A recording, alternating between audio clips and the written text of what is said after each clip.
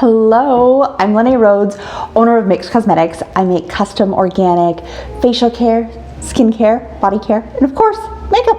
So one of the things that somebody has asked me recently about was how I color my concealer base. So since I make everything custom, I create bases that I then color individually for different skin tones.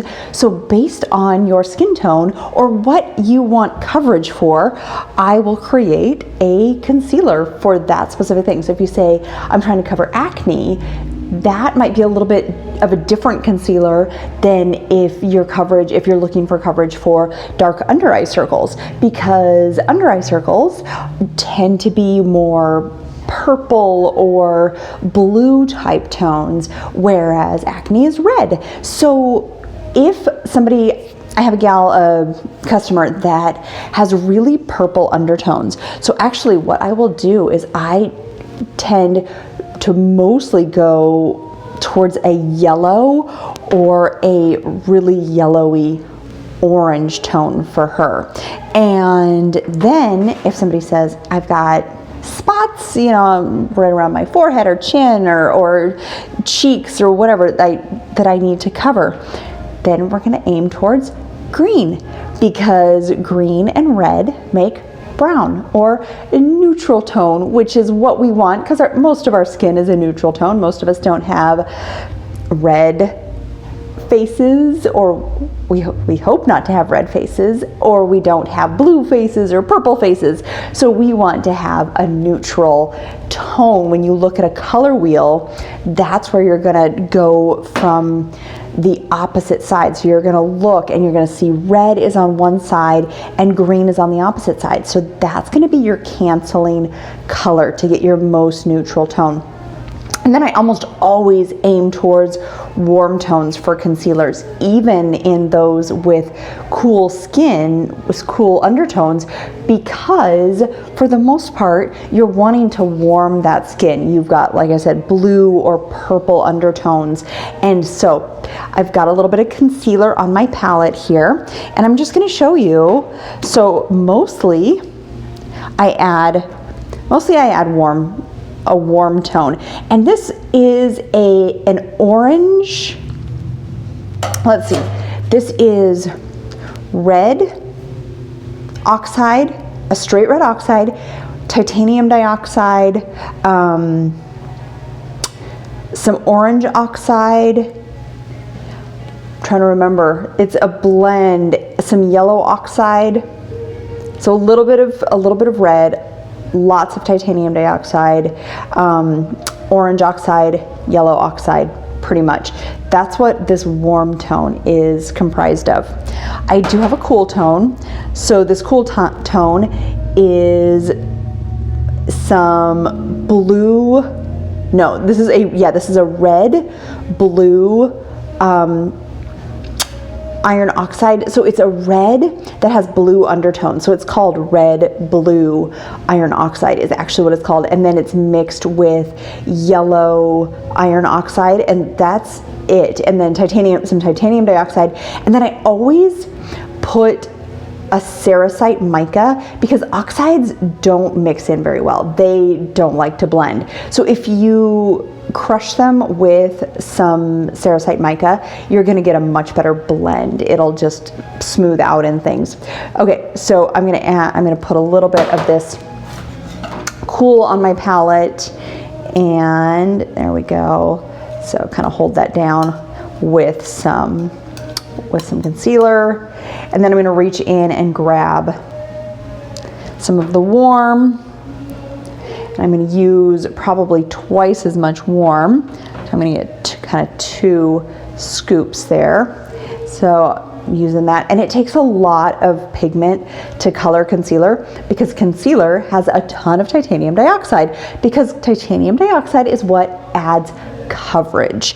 Titanium dioxide is whitening, it's thick, but if you add too much of it, it can look really gray. And so sometimes the orange or the warm undertone also kind of counteracts that graying effect that titanium dioxide can have. Okay, so let's just take about half of this and mix it with this warm toned, need a little bit more, mixing it with this warm toned, and this is gonna be too dark for me because I generally am like a quarter of the mix should be iron oxides and 3/4 of it should be the base. But here we go, see how warm that is? I haven't added any of the cool yet. We're gonna put this right here on my skin and you'll be able to see it.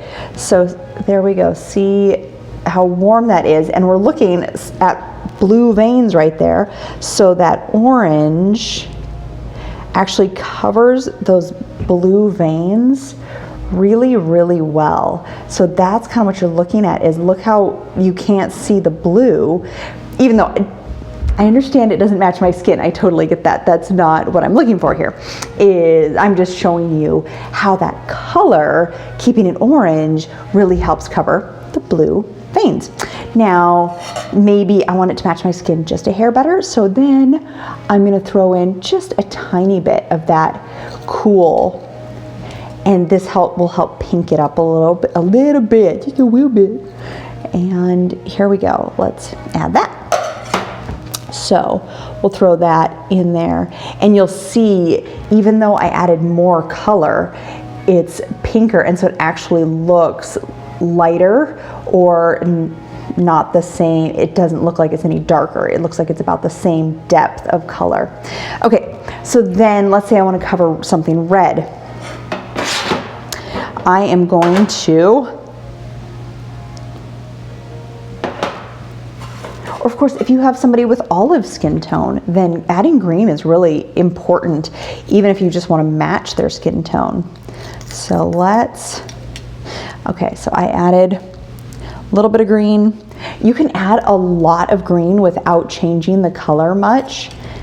It's kind of amazing to me how neutralizing green is in concealer. Okay, so there it is. Look how it's really a neutral, just kind of olivey type color. It doesn't look, I've added almost the same amount of green, and it's not gonna look that much darker. So I might have added a touch too much green here because I'm doing a video and not measuring very precisely.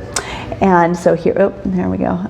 But see, it's still, this would cover that redness. Let's see if I can find, oh, I got this red knuckle. So let's cover, okay. I've got redness on my knuckles from doing some snow shoveling earlier. And so I'm gonna throw that, here we go, I want to mix it, I'm just mixing it a little bit better. And okay, so here,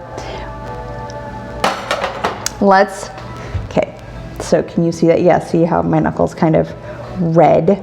So let's just put that right in there. My hand is a fairly dark color, so it's kind of, but look how much that green took the redness down. And honestly, if I were needing to conceal my hand color, that might be a perfect match. So then if I have somebody with much darker skin than myself, so this would be like a medium if we're talking maybe Asian with some of those olive tones, or maybe Latina, that kind of fair Latina, this would be a good tone for her. Now, if we're talking darker than that, then I'm gonna have to start adding some black, because at that point, we need to just intensify the color even more. Because here we go, I put this on, I'll just put it straight on. And this is gonna be the cool grind, but that's as dark as it's gonna get.